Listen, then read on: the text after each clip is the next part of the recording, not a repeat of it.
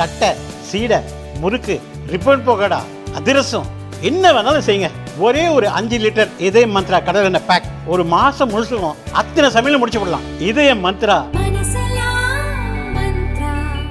தினமல நேயர்களுக்கு வணக்கம். வணக்கம். காவலாளி அஜித்குமாரை தாக்க அழுத்தம் கொடுத்த உயரதிகாரி யார்? ஐகோர்ட் கேள்வி. தகவல் கிடைத்தவுடன் நடவடிக்கை எடுக்கப்பட்டிருக்கிறது என்று முதலமைச்சர் இந்த விஷயத்தில் பதில். இது நடந்தது லாக்அப் டெத்தே கிடையாதுங்க என்று அமைச்சர் ரகுபதி கூறியிருக்கிறார். விவரங்களை பார்க்கலாம். திருமணமான 78 நாட்களில் வரதட்சணை கொடுமை காரணமாக இளம் பெண் விஷமருந்தி தற்கொலை. இதுல காங்கிரஸ் தான் விசாரணை செய்ய விடாம தடுக்கிறாங்கன்னு இளம் பெண்ணுடைய அந்த குடும்பம் குற்றச்சாட்டு வைக்கிறாங்க. புதிதாக கட்டப்பட்டு வரும் மேல்நிலை நீர்த்தேக்க தொட்டியில் மனித கழிவு கலப்பு. திண்டுக்கல்லில் பரபரப்பு. 2026 சட்டமன்ற தேர்தலை எப்படி எதிர்கொள்ளலாம், அதற்கு ஒரு சர்வே எடுங்கப்பான்னு பெண் எடுத்த சில சர்வேக்களின் மூலமாக திமுக சில வேலைகளை செய்யுது. என்ன வேலைகள், என்ன விவரங்கள் தெரிந்து கொள்ளலாம். ஓரணியில் தமிழ்நாடு என்கின்ற ஒரு செயல்பாட்டை தொடங்கி வைத்திருக்கிறார் தமிழக முதலமைச்சர் மு க ஸ்டாலின். எதிர்கட்சிக்காரங்க வீட்டுகளுக்கும் போய் நாங்க கேட்போம் என்றும் கூறியிருக்கிறார். நேற்று மாலை வரைக்கும் மின்கட்டணத்தை உயர்த்த மாட்டோம் சொல்லிட்டு நட்டு நடு ராத்திரியில் மின்கட்டணத்தை உயர்த்திருக்கீங்களா, இது நியாயமா அப்படின்ற ஒரு கேள்வி எழுப்பியிருக்கிறார் பாமக தலைவர் அன்புமணி அவர்கள். இதை பத்தி தான் இன்னைக்கு நம்ம பார்க்க போறோம். இது சைலைட்ஸ்.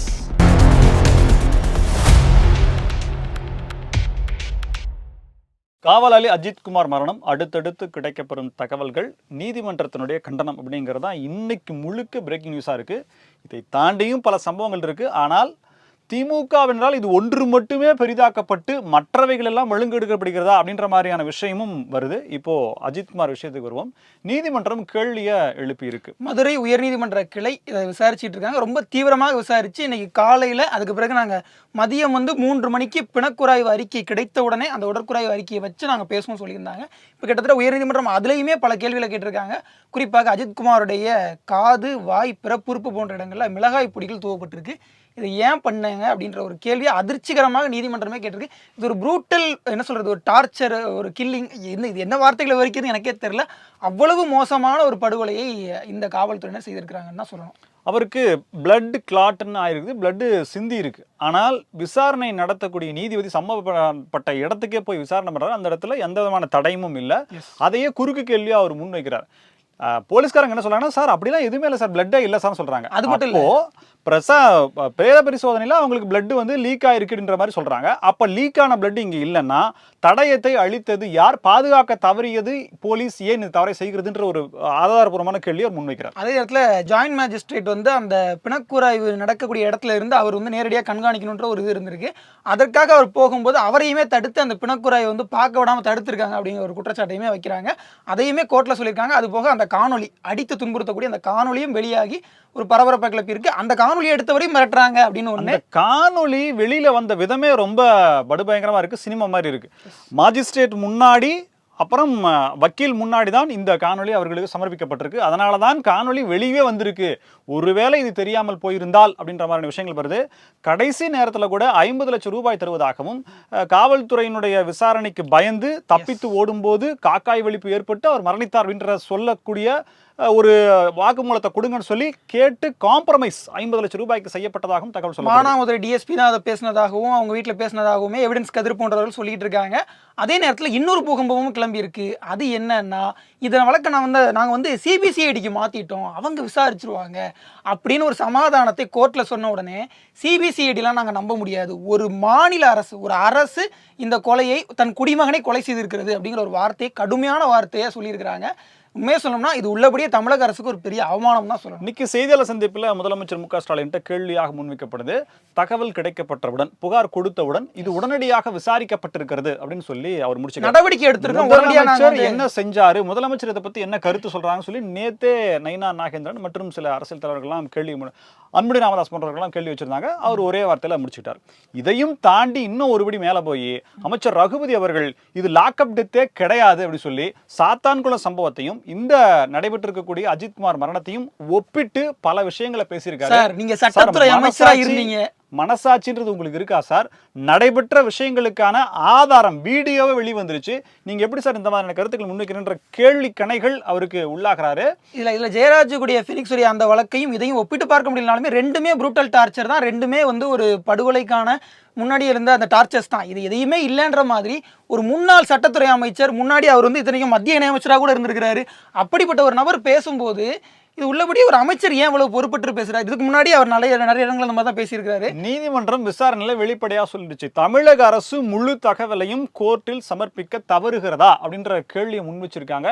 சிஎஸ்ஆரே போடாம போலீஸ் ஸ்டேஷனுக்கு வெளியே ப்ரூட்டல் டார்ச்சர் அப்படிங்கிறது எப்படி பண்ணுனீங்க அப்படின்ற கேள்விதான் மீண்டும் மீண்டும் வருது. இன்னொரு கேள்வி, இந்த அளவிற்கான அழுத்தம் யார் கொடுத்தார், அந்த ஐஏஎஸ் ஆபீசர் யார் அப்படின்ற கேள்விதான் இருக்கு. இன்னும் ஒரே ஒரு கேள்வி இருக்கு. அது என்னன்னா, இந்த பிரச்சனையில வந்துட்டு அந்த தாய் கொடுத்த புகார், அஜித்குமாருடைய தாயார் கொடுத்திருக்காங்க இல்லையா, அதுக்குமே இன்னும் புகார் பதிவு செய்யப்படல அப்படிங்கிற ஒரு குற்றச்சாட்டுமே வைக்கப்படுது. அதனால இதெல்லாம் எப்ப விசாரிக்க போறாங்க? அண்ணா பல்கலைக்கழகம் மாதிரி இதுலயும் உயர் அதிகாரிகள்லாம் மூடி மறைக்கப்பட்டு சிசிடிவி ஃபுட்டேஜ்லாம் கொடுக்காம முழுசா மூடி மறைச்சிருவாங்களான்ற ஒரு கேள்வியும் மக்கள்கிட்ட இருக்கு. இன்றைக்கு எடப்பாடி பழனிசாமி அவர்கள் இந்த அஜித்குமார் பிரச்சனையுமே ரொம்ப எலாபரேட்டா பேசியிருக்காரு. குறிப்பாக முதலமைச்சர் வந்து வீடியோ போடுறதுக்கு எவ்வளவு நேரம் ஆகும், ஷூட் எடுத்து எவ்வளவு நேரத்தில் வீடியோ போடுவாரு? ஏன்னா எப்பவுமே அப்பா வந்து உட்காந்து ஒரு வீடியோவில் எல்லாத்தையுமே பிரச்சனைலாம் பேசிடுவார் இல்லையா? ஸோ அப்படி பேசிட்டு விட வீடியோ போடுவீங்களா அப்படின்னு சொல்லிட்டு சில கேட்டிருக்காங்க. அதுபோக கோயம்புத்தூரில் ஒரு சம்பவம் நடந்திருக்கு. 78 நாட்கள் திருமணமாகி 78 நாட்களில் ஒரு இளம் பெண் காரில் விஷம் அருந்தி தற்கொலை செய்துட்டு இருக்காங்க. திருப்பூர் மாவட்டம் அந்த அவினாசி அந்த பகுதியில் வந்து அது நடந்திருக்கு. அந்த பெண்ணுடைய அந்த தற்கொலை அந்த இதில் வந்து வரதட்சணை கொடுமை அப்படின்னு சொல்கிறாங்க. அந்த வழக்கை வந்து விசாரிப்பதில் ஒரு தாமதம் ஏற்படுது, அதற்கு காரணம் காங்கிரஸ் தான் அப்படின்னு சொல்லிட்டு அந்த பெண்ணின் தந்தை வந்து ஒரு குற்றச்சாட்டை முன் வச்சிருக்கிறாரு. இது இப்போ ஒரு பிரச்சனையாக மாதிரி எடப்பாடி பழனிசாமியை அந்த குடும்பத்தினர் வந்து சந்திச்சிருக்காங்க. திண்டுக்கல் மாவட்டத்தில் புதிதாக மேல்நிலை நீர்த்தேக்க தொட்டி அப்படிங்கிறது கட்டப்பட்டு வருது. கிட்டத்தட்ட 90% அளவிற்கான வேலைகள் முடிந்து விட்டது. கொத்தனாறு மற்றும் சிட்டால் எல்லாமே வந்து மேலே ஏறி தொட்டி மேலே ஏறி அப்பப்போ வேலை பார்த்துட்டு வராங்க. கடந்த 4 நாட்களுக்கு முன்னாடி அவங்க வேலை பார்ப்பதற்காக அந்த ஃபினிஷிங் மீதி இருக்கிற 10% பணிகளை முடிப்பதற்காக மேலே போயிருக்காங்க. போய் பார்த்தா பாட்டிலு, அப்புறம் கப்பு, சிப்ஸ் பாக்கெட்டு இதெல்லாம் மேலே கடந்திருக்கு. இன்னும் மீதமுள்ள மது பாட்டில்கள் அப்படின்ற மாதிரியும் கடந்திருக்கு. ஓகே, சமூக நல ஆர்வலர்கள் அங்கே வந்திருக்காங்க. ஓகே, டேங்குக்கு உள்ள பார்க்கும்போது மனித கழிவு இருந்ததுன்னு பார்த்தோன்னா அவங்க அதிர்ச்சி அடைஞ்சிடறாங்க. உடனே தகவல் கொடுக்குறாங்க. வருவாய்த்துறை மற்றும் காவல்துறையெல்லாம் தங்களுடைய தரப்பு விசாரணையை ஆரம்பிக்கிறாங்க. யாரோ மர்ம நபர்கள் மது அருந்தி விட்டு இந்த வேலையை பார்த்துருக்காங்க அப்படின்ற மாதிரி முதற்கட்ட தகவலாக சொல்லப்படுது. மீண்டும் தண்ணீர் தொட்டிகள் மனித கழிவு அப்படிங்கிறது அதிர்ச்சி ஏற்படுத்தி இருக்கும் நிலையில இதை தடுப்பதற்கான முயற்சிகளும் இதை செய்பவர்கள் யார் அப்படின்ற உண்மையான விசாரணை தேவை அப்படிங்கிறதும் இருக்கும் நிலையில இதை மீண்டும் மீண்டும் தொடர்கிறதே இந்த அவலம் அப்படிங்கிற ஒரு கேள்வி சுயமரியாதை இயக்கங்களுக்கும் தன்மான சிங்கங்களுக்கும் வருமா அப்படிங்கறத. இந்த காப்பி கேட் சூசைட்னு சொல்லிட்டு ஒரு டேர்ம் இருக்கு. அதாவது ஒருத்தர் சூசைட் பண்றதை பார்த்து மற்றவங்களும் அந்த சூசைட் பண்ற டேர்மை கத்துக்கிறாங்க. ஸோ அந்த சூசைட்ங்கிற டேர்ம் வந்து யூஸ் பண்ணக்கூடாது. சிங்கப்பூர்லாம் ட்ரை பண்ணாங்க. அந்த மாதிரி இந்த வேங்கை வயலில் அந்த தண்ணீர் தொட்டியில் கலக்கப்பட்ட மலம், அதற்கு பிறகு அந்த ஐடியாவை நிறைய பேர் ஃபாலோ பண்ணி நிறைய இடங்களில் அந்த மாதிரியான சம்பவங்கள் கொஞ்சம் நடக்கிறது நம்மளால் பார்க்க முடியுது. அதே மாதிரியான ஒரு சம்பவம் தான் இதுவும். இதில் வேங்கை வயலில் என்ன தண்டனை கொடுத்தீங்க, என்ன மாதிரியான நடவடிக்கை எடுக்கப்பட்டது அப்படின்னு கேட்டால் அது 0. இன்னைக்கு அது பட்டியல் சமூக மக்கள் மீதான வன்கொடுமை வழக்கே அல்ல, அந்த நிலைமையில தான் இருக்குது. தமிழ்நாட்டில் பல பிரச்சனைகள், சட்டம் ஒழுங்கு பிரச்சனைகள், கொடூரமான சம்பவங்கள் நடந்து வரும் நிலையில இந்த வரதட்சணை கொடுமைன்றதை நம்ம முன்னாடி செய்திகளை பார்த்துதான். ஏற்கனவே அது வந்து அவினாசியில் நடந்தது 1. ஆனா இந்த 2 நாட்கள்ல மொத்தம் 4 நிகழ்வுகள் இதே போல வரதட்சணை கொடுமையினால மரணங்கள் ஏற்பட்டிருக்கு. ஸோ இந்த காப்பி கேட் இங்கேயும் ஒர்க் ஆகுதா, இதற்கு கவனம் பெறுகிறதா அப்படின்ற பதில் தான் இருக்கு. இதற்கு எடுக்கப்படக்கூடிய நடவடிக்கை காங்கிரஸ் தலையீடு அப்படின்னா அப்ப இதுல எப்படி நியாயம் கிடைக்கும்? இப்ப காங்கிரஸ் யார்கிட்ட போவாங்க, ஆளுங்கட்சிட்டு போவாங்க. அவங்க இன்ஃப்ளூயன்ஸ் பண்ணாங்கன்னா எப்படி இது சாத்தியமாகும்? திமுக கிட்டத்தட்ட அந்த 4 ஆண்டு தன்னுடைய அந்த சாதனையான ஆட்சியை சோதனை செய்து பார்த்து விட்டது.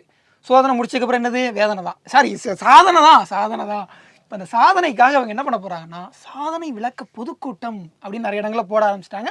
இதெல்லாம் மறைமுக தேர்தல் பிரச்சாரம். அடுத்து நேரடியாக ஆரம்பிக்கணும்ல. நேற்று கூட பேசணும், கள்ளக்குறிச்சியில் அப்படிப்பட்ட ஒரு சாதனை விளக்க பொதுக்கூட்டம் நடக்கும்போது 100 ரூபா கொடுக்குறப்ப ஏற்பட்ட பிரச்சனை தான் நம்ம சாதாரண விஷயம். 200 ரூபாய்க்கு தானே சண்டை போடுவாங்க, 100 ரூபாய்க்கு சண்டை போடலாமா?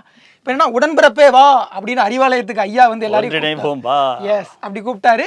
அவங்களும் வந்தாங்க, ஒன்றிணைஞ்சாங்க, உடன்பிறப்புகள் எல்லாம் சந்திச்சு ஐயா நிறைய உரையாடினாரு.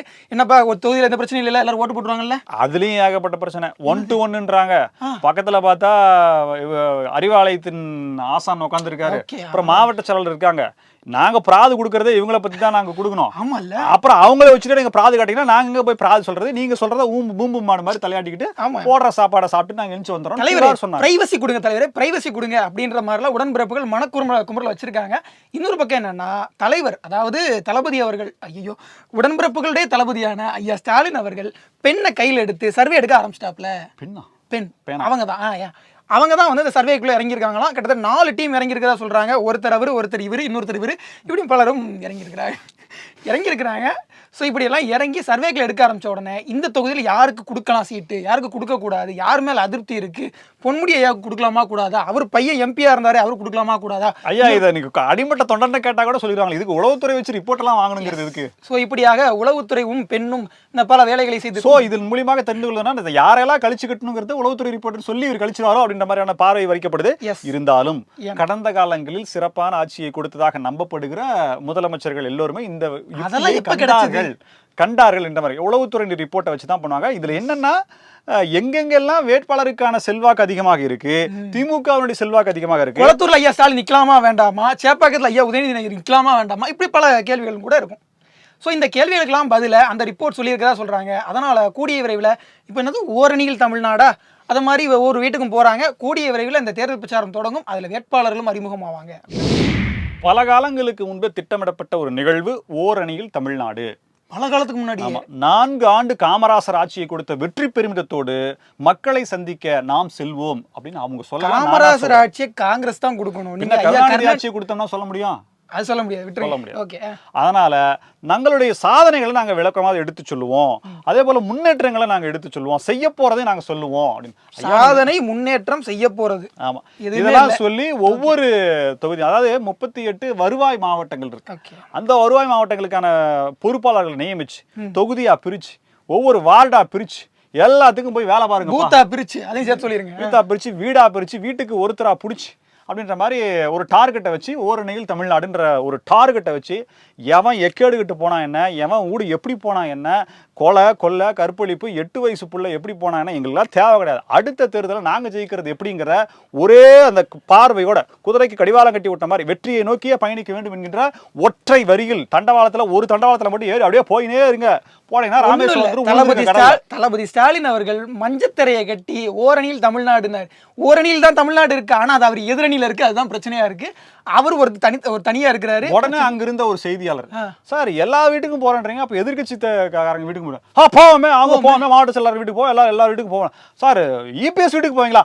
அது அங்க இருக்கிற கள நிலவரத்தை பார்த்து என்னையா நீங்க பிரேக்கிங் நியூஸ் ஆயா கொடுக்குறீங்க, அங்க இருந்து தண்ணி இவ்வளவு வந்துருச்சுன்ற மாதிரி சொல்றதுக்கு, அங்க இருக்கிற சூழ்நிலையை பார்த்து அதற்கேற்ப முடிவெடுப்போம் அப்படின்ற மாதிரி. அது 7ஆம் தேதி வந்து எடப்பாடி பழனிசாமி தன்னுடைய பயணத்தை தொடங்குறாராம். சோ நாங்க அதுக்கு முன்னாடி ஏற்கனவே தொடங்கிட்டோம், அவர் இப்பதான் தொடங்குறாருன்னு சொல்லி இருக்காரு. ஸோ அந்த ஓரணியில் தமிழ்நாடு ஐயா ஸ்டாலின் அவர்களுடைய அணியில மக்கள் சேருவாங்களா அல்ல எதிரணியிலே இருப்பாங்களா அப்படிங்கிறத கூடிய சீக்கிரம் பாமகவுக்குள்ள அந்த பாவக்கா பிரச்சனை இருந்தாலும் கூட வேணுமா வேண்டாமா, கசக்குமா கசக்காதா, இனிக்குமா இனிக்காதா, அப்படி பல பிரச்சனைகள் உள்ள போய்கிட்டு இருக்கு. ஆனாலும் கூட பாமக எப்பவும் மக்கள் பிரச்சனைகளை கவனம் செலுத்தும். அதுவும் திமுகவுடைய ஆகப்பெரும் சாதனைகளில் ஒன்று மின் கட்டண உயர்வு. அந்த மின் கட்டண உயர்வு தான் இப்போ அன்புமணி அவர்கள் சாடி இருக்கிறார். ட்ரம்ப்பே ஃபோன் பண்ணி உயர்த்தாதீங்கன்னு சொன்னாலும் நாங்கள் உயர்த்துவோம். அவரே வரியாக போட்டு கொள்ளிட்டு இருக்காப்ல. விட்டுருங்க.